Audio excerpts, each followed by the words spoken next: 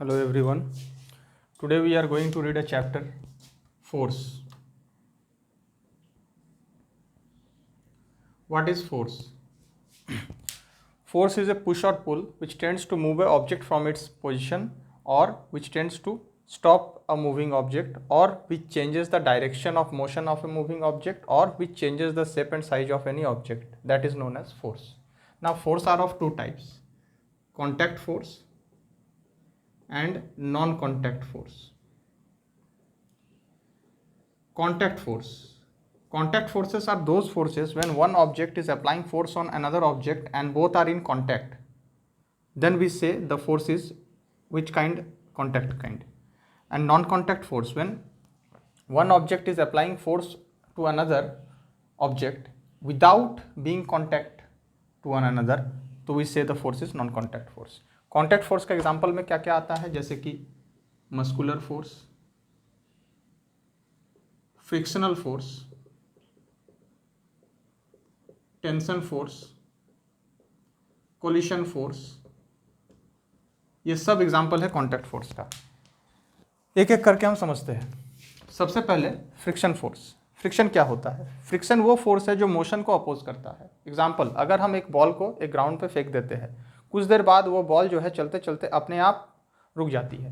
रुकने का वजह क्या है? फ्रिक्शन। फ्रिक्शन क्या करता है? कोई भी ऑब्जेक्ट अगर मूव कर रहा है, मोशन में है, तो उसका मोशन को अपोज करता है और उसको रोकता है।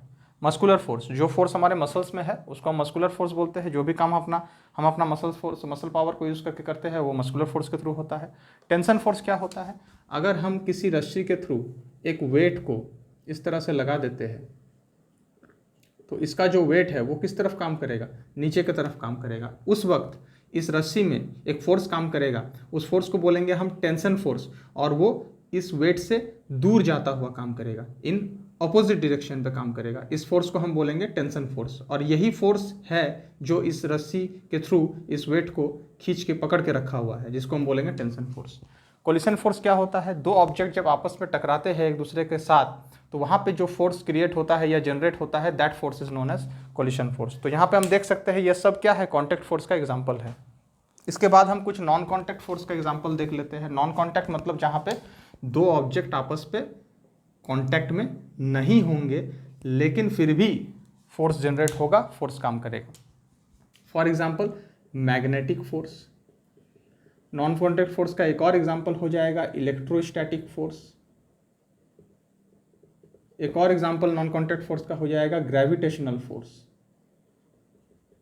ये सब नॉन कॉन्टैक्ट फोर्स का एग्जाम्पल है। मैग्नेटिक फोर्स, अगर हम किसी मैग्नेट को रखते हैं और आयरन पार्टिकल्स नीचे रखा हुआ है तो वो मैग्नेट उस आयरन पार्टिकल्स के कांटेक्ट में बिना आए ही उस आयरन पार्टिकल्स को अपने तरफ अट्रैक्ट कर सकता है। नॉन कॉन्टैक्ट फोर्स के एग्जाम्पल। इलेक्ट्रोस्टैटिक फोर्स क्या होता है? जब दो ऑब्जेक्ट को आपस में हम रब करते हैं तो क्या होता है? दोनों equal amount of charge gain करता है और अपोजिट दोनों में चार्ज आएगा, इक्वल एंड अपोजिट चार्ज आएगा, जिसको हम इलेक्ट्रोस्टैटिक चार्ज कहते हैं, और जिसकी वजह से इलेक्ट्रोस्टैटिक फोर्स भी जनरेट होता है, जो कि नॉन कॉन्टैक्ट फोर्स होता है, बिना कॉन्टैक्ट में आए ही काम कर सकता है ऑब्जेक्ट पे। ग्रेविटेशनल फोर्स, अर्थ के पास पावर होता है किसी भी ऑब्जेक्ट को अपने तरफ खींचने का, अट्रैक्ट करने का, और ये वो बिना उस ऑब्जेक्ट के साथ कॉन्टैक्ट में आए भी उस फोर्स को जनरेट कर सकता है उस पर। जैसे कि अगर इस पेन को हम यहाँ से नीचे फेंकते हैं तो ये पेन क्या होगा? नीचे की तरफ ही जाएगा। क्यों? Because certain amount of gravitational force से अर्थ जो है इस पेन को पुल कर रहा है अपने तरफ।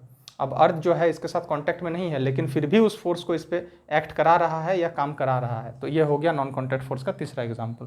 तो यहाँ पे हम फोर्स का टाइप्स पढ़ चुके हैं। इसके बाद हम देखते हैं फोर्स का यूनिट क्या होता है और इसको हम मेजर कैसे करेंगे या कैलकुलेट कैसे करेंगे। तो फोर्स का जो फॉर्मूला होता है वो होता है mass into acceleration. Mass into acceleration से हम फोर्स निकाल सकते हैं किसी भी ऑब्जेक्ट का। मास का ऐसा यूनिट होता है केजी और एक्सेलरेशन का होता है मीटर पर सेकंड स्क्वायर। यानी फोर्स का डिराइव्ड यूनिट क्या होगा? केजी मीटर पर सेकंड स्क्वायर। ये फोर्स का डिराइव्ड यूनिट है जिसको हम न्यूटन भी बोलते हैं। न्यूटन में हम फोर्स को मेजर करते हैं, एन शॉर्ट में लिखते हैं। फोर्स का ऐसा यूनिट क्या है? न्यूटन है। इसी तरह से अगर हम सीजीएस में देखें तो मास का होता है ग्राम और एक्सेलरेशन का होता है सेंटीमीटर पर सेकेंड स्क्वायर। यानी फोर्स का सीजीएस में डिराइव्ड यूनिट क्या होगा? ग्राम पर सेंटीमीटर सेकेंड स्क्वायर। और इसी को हम लिखेंगे तो क्या लिखेंगे? डाइन लिखेंगे। मतलब फोर्स का सीजीएस यूनिट क्या है? डाइन है। न्यूटन और डाइन के बीच में एक रिलेशन है, 1 newton equal to 10 to the power 5 dyne. Dyne is a smaller unit, newton is a bigger unit. तो इस तरह से हम फोर्स को मेज़र कर सकते हैं और ये हमारा फोर्स का यूनिट होता है। इसके बाद हम देखते हैं इफेक्ट्स ऑफ फोर्स, मतलब फोर्स जो है क्या क्या इफेक्ट जनरेट कर सकता है एक बॉडी के ऊपर, या क्या क्या काम वो कर सकता है। तो फर्स्ट जो है change in shape and size. Force जो है किसी भी ऑब्जेक्ट का साइज और शेप को चेंज कर सकता है। एग्जाम्पल, टूथपेस्ट का ट्यूब, अगर हम फोर्स लगाते हैं तो क्या होता है, उसका शेप चेंज हो जाता है, साइज चेंज हो जाता है। जैसे रबर बैंड, अगर हम फोर्स लगाते हैं, उसको स्ट्रेच करते हैं तो क्या होता है, उसका शेप जो है चेंज हो जाता है।